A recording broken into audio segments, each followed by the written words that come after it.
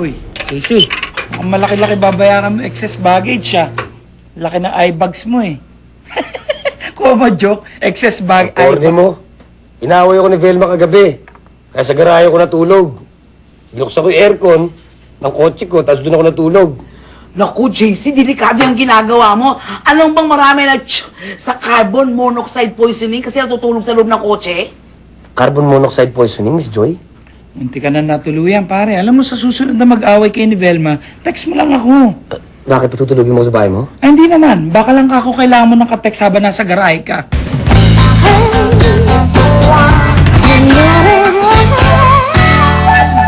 Silvio, pengin naman paper clips. Ubusan ako. Sure, just get some from my table. Thank you. Ako rin. Bigla na lang naubos lahat ng paper clips ko sa mesa ko. Eh, ang dami-dami pa rin na yesterday.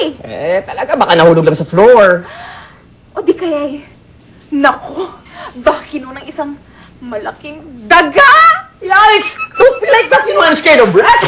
Wala ka na rin kaya ang paper clip. Upos na yun sa table mo. Alam mo, pati yung kay Jean saka kay Amanda, wala na rin eh. Simot na rin yung kay Pipay saka kay Serge. Kaya nga eh, baka nga kinuha ng malaking daga!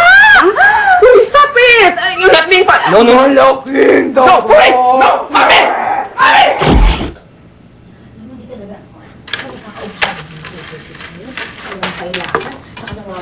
Ang weird talaga. Magkaubusan ba ng paper clips?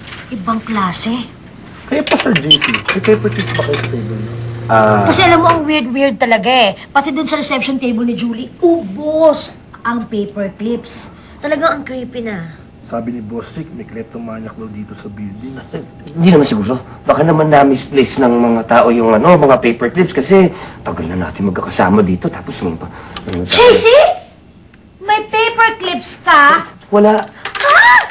Kleptomania can be triggered by carbon monoxide poisoning? According to my research, there have been many cases like this in the past. Sakang paper clip, tumingya! People with this disorder are compelled to steal things. Little things with no value like pens, masking tape, small toys. In JC's case, paper clips ang natipuhan niya. And this disorder can stop or it can go on throughout his lifetime. Ayoko maging criminal habang buhay.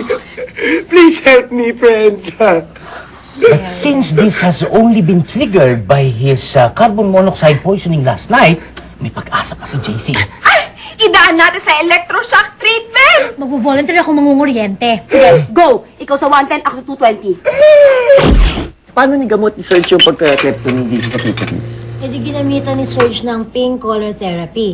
Pinatitig niya itong si JC sa color pink na panel for 5 hours. Pagkatapos yun, gumaling na siya. Kasi nakaka-relax na ng utak ang color na pink. Hanipin na. Magkawa nga yun sa bahay. Wag. Kasi parang may side effects. Kasi imbis na paperclip ang ninanakaw niya, hinaharbat naman niya ngayon everything na kulay pink. JC! JC, ha? JC, ano na? Akin na! Yung pink ko rin! Yung pink! Pink ko nga siya! JC!